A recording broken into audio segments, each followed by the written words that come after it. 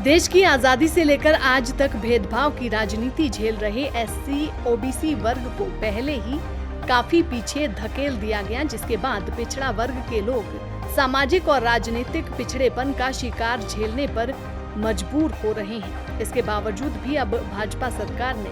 OBC वर्ग की महिलाओं को विधानसभा और लोकसभा में 33% आरक्षण के कोटे से बाहर रखकर उनके साथ विश्वासघात किया है, जिसके विरोध में देश भर में ओबीसी वर्ग में रोष है। ये बात राष्ट्रीय पिछड़ा वर्ग मोर्चा के प्रदेश अध्यक्ष सुरेश प्रजापति ने स्थानीय रोहतक गेट स्थित आरके पार्टी हॉल में राष्ट्रीय पिछड़ा वर्ग मोर्चा और पिछड़ा वर्ग कल्याण महासभा हरियाणा के बैनर तले आयोजित पत्रकार वार्ता को संबोधित करते हुए कही। पत्रकार वार्ता को संबोधित करते हुए पिछड़ा वर्ग कल्याण महासभा हरियाणा के प्रदेश महासचिव इंद्र सिंह जाजनवाला ने कहा कि विधानसभा और लोकसभा में महिलाओं को आरक्षण देने के लिए लाए गए बिल में पिछड़ा वर्ग की महिलाओं को वंचित करना देश के अधूरे विकास के बराबर ही है, क्योंकि ओबीसी वर्ग की महिलाओं को आरक्षण का लाभ दिए बिना महिला आरक्षण बिल अधूरा है। पत्रकार वार्ता को संबोधित करते हुए लोकतंत्र सुरक्षा पार्टी की महिला विंग की राष्ट्रीय प्रभारी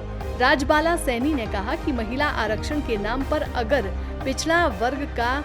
हक मारा गया तो ईंट से ईंट बजा देंगे। महिला आरक्षण बिल है, जब आज तक का यदि हम देखा जाए कि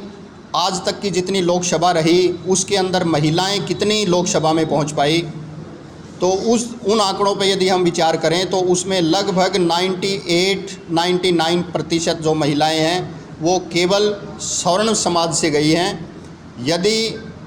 पिछड़ा वर्ग को महिला आरक्षण बिल में हिस्सेदारी नहीं दी गई,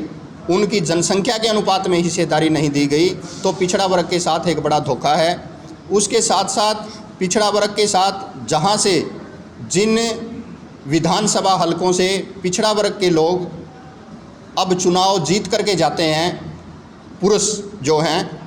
यदि 33% महिला आरक्षण बिल लागू होता है तो उसके अंदर भी हमें दोहरी मार पड़ेगी, क्योंकि जिन विधानसभा क्षेत्र से